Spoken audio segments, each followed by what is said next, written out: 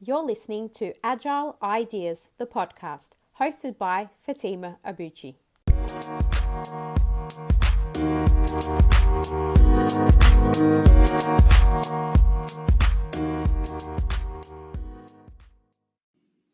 Hi everyone, and welcome back to another episode of Agile Ideas, the podcast.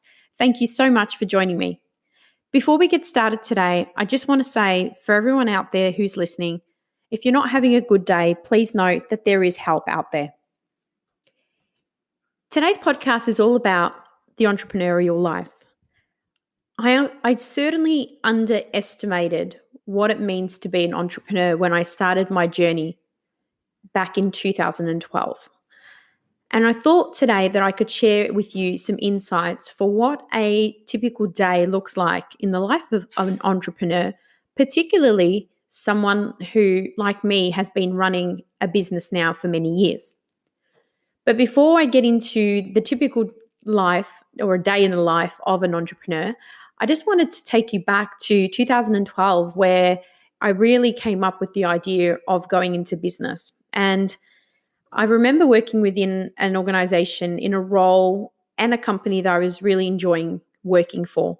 I remember I really loved the role that I was doing, and it was all about organizing other people and coordinating them in ways to get results for the company and for the team that we were working in. And I really, really loved how this client and many of the other large companies that I've worked for have access to an abundant amount of knowledge, expert consultants, thought leaders, etc. The funding that these companies have and that they spend on projects is astronomical. And what I thought at that time, back in 2012, and I remember it was actually whilst I was getting my preparations underway for my wedding, I was thinking about how helpful could it be for small businesses who can't afford big business consulting fees to actually undertake learnings and lessons from the big businesses and actually put them into their small businesses. And so that is when my original idea for a business was born. I did so as a sole trader, meaning it was just myself and a basic website and a basic business card. And I set about to try and help educate and inform small businesses using the big business knowledge and experiences that I had gained. Now, many years on, in 2016, I decided to evolve that business, and partly because the way that I set that business up was probably not effective in the sense of how I was going to be supporting these small businesses and the expectations I had around how that arrangement would work. I felt like when I first started that business, I actually didn't do enough research. I didn't do enough conversations with small businesses. I was very, very abrupt in the way that I went about it. And I learned a lot of lessons during those few years where I was actually continuing to work full time and doing this business on the side. At that point, I realized that the business itself was not something that I felt was going to be transformative or make a big difference in the world. For me, every day I wake up thinking about how I can add value to customers and my network. It's also one of the main reasons that I wanted to be an entrepreneur, to make a difference, to bring ideas to life, to solve problems, and to make a change that improves other people's lives. So it was about 2016 when I had just been completing off one of the most successful programs in a Big Four bank here in Australia. And I decided that I'm going to take what experiences I had throughout that program that led us to let it to be so successful, and the work that my team and I did was a key contributing factor of that, and package that up and put it into a package that could then help other companies to replicate the same results. And I've been doing that full time since 2016. And I'm proud to say that I've been in business now for 3.5 years, and I've had an amazing roller coaster of emotions, both positive and negative, throughout that time. You see, When you're starting a business, no one tells you how hard it's going to be. I was completely ignorant of how much would be involved, what I would need to remember, and how I would need to be super organized to stay on track of everything. It's really important to remember that when you start a business, there are key things that you should do before you jump head in. And that is including looking at what it is that you're trying to offer and whether or not that's either something new and innovative or solving a problem for a particular target market. They are things that I didn't do in my first business, but in the second business, I actually progressed those and I did spend a lot of time doing so. So today, I really just wanted to tell you that not only is running a business so challenging, but it's actually something that continues to remain one of the best decisions I've ever made, but also one of the most challenging. And the reason for that is because there are so many things that you don't know. There are many, many unknowns that you can't necessarily prepare for all of them. And in my day-to-day, I'm a very organized person, but despite that, there are things that I just can't control, and that there are things that no matter how hard I try, I can't change the outcomes of them. I can just learn from them. So being an entrepreneur, and this is one post in a series of many, that one podcast in a series of many rather, that I want to share some insights for and help you to learn for some of the challenges and mistakes that I've made so that you can improve your success of becoming an entrepreneur and also running a business. If you were anything like me, I call myself a wantrepreneur, and that is exactly what I was back in 2012. I knew I wanted to do something in business for myself, but I didn't know what it was. I took a leap of faith, although I did have a number of security blankets around me, including keeping my job. And I started to do it as a side hustle so that I can learn and grow before I went into business full time in 2016, 4 years later. So I'd highly recommend that you try your side hustle weekends or weeknights until you can get it to a point where you've got paying customers and those customers that are hopefully repeat customers for you. So what does a day in the life of an entrepreneur look like? Well, it varies, to be honest. If I look back at my calendar over the last week, and we're only a week away from Christmas, it has not slowed down at all. In fact, we've got so many projects going on at the moment. A lot of them are internally funded projects, meaning customers aren't paying for them, but they are going to benefit our customers in the long term.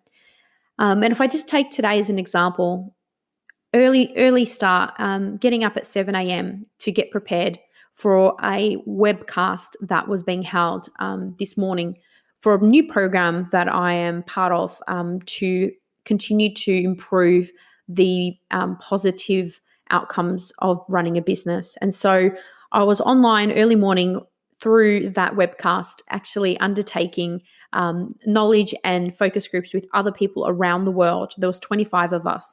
And during that webcast, taking away actions and homework, which then no doubt goes into my action-taking system. Followed by that, I'll shortly be undertaking my monthly mentor session. So I have been working with the same mentor now for over 5 years, almost 6 years, I would say. And that person comes from a background similar to that of mine in industry and experience, where they have definitely been able to walk the path that I've walked in previously in terms of industries and companies. And so they've been really able to help me bring to life some of the ideas that I've got and actually help me to question things that I'm doing and thinking about at all steps of the way. It's important that when you pick a mentor that you think about what have they done in their past that inspires you, or where have they come from in terms of their career or their business path, and see whether or not that resonates with you. There is no point in having a mentor that has nothing in line with you in terms of values or background or experience or where you'd like to see yourself. So I'll have my monthly mentor session. These sessions can run from anywhere from 1 to 2 hours.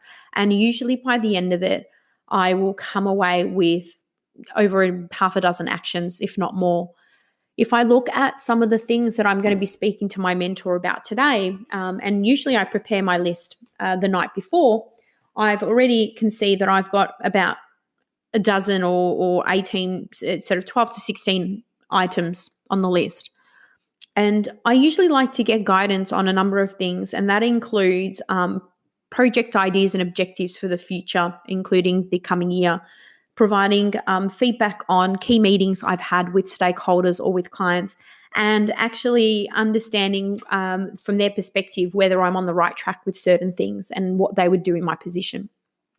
So my mentor, unfortunately for him, he has to listen to quite a lot of information and questions, and sometimes we joke that he needs a lie down after our conversations because there is so much ideas going back and forth.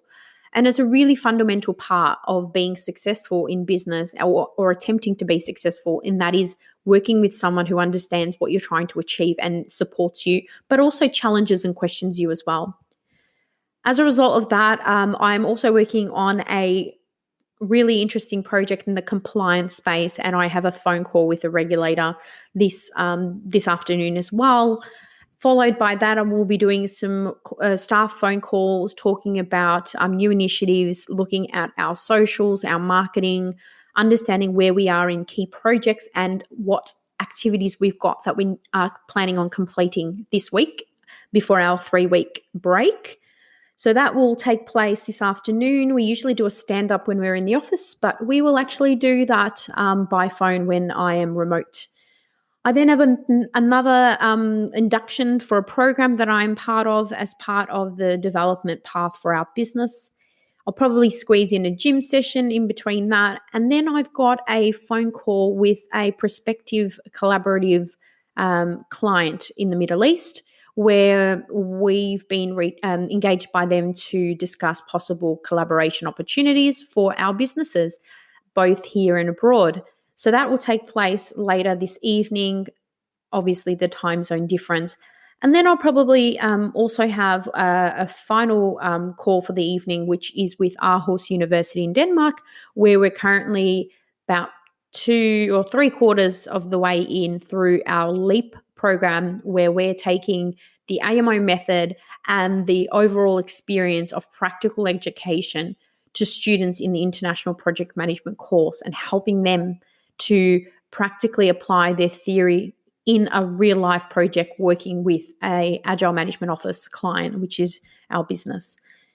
All in all, there is a number of things that are happening, and this is just one day specifically in the life of myself as an entrepreneur. I envisaged that the as we lead up into Christmas that it would be quieter, but unfortunately that's not the case. As an entrepreneur, there's no real quiet time unless you make it. And one of the things I will say as well is the key element of being a successful entrepreneur, or one of the key elements, is about being organized.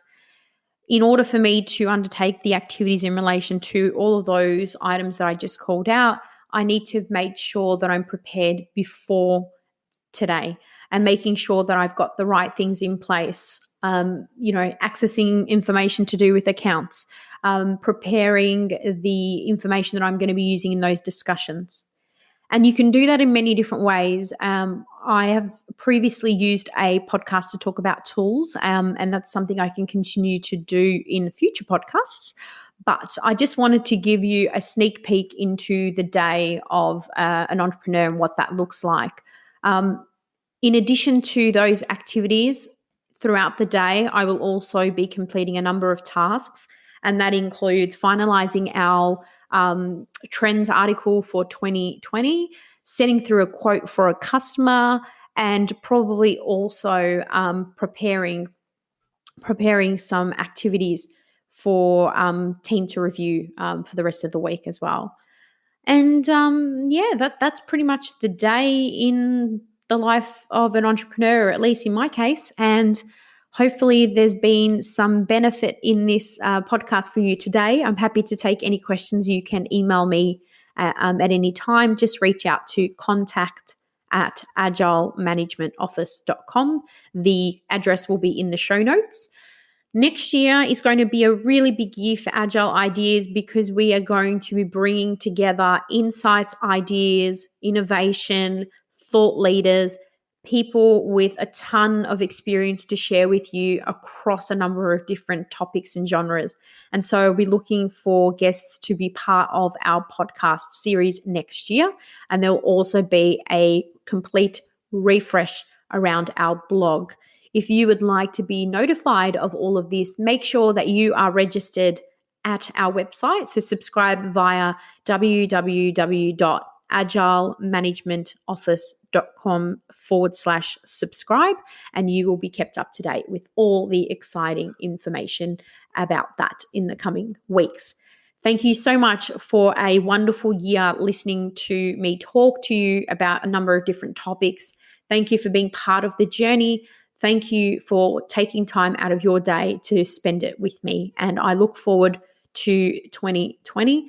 Merry Christmas for those who are celebrating, and for those that are not, have hopefully a safe and happy new year. And I look forward to talking to you all again in 2020. Stay safe, guys. The podcast you just heard was made using Anchor. Ever thought about making your own podcast? Anchor makes it really easy for anyone to get started. It's a one-stop shop for recording, hosting, and distributing podcasts. Best of all, it's 100% free. Sign up now at anchor.fm/new. That's anchor.fm/new to get started.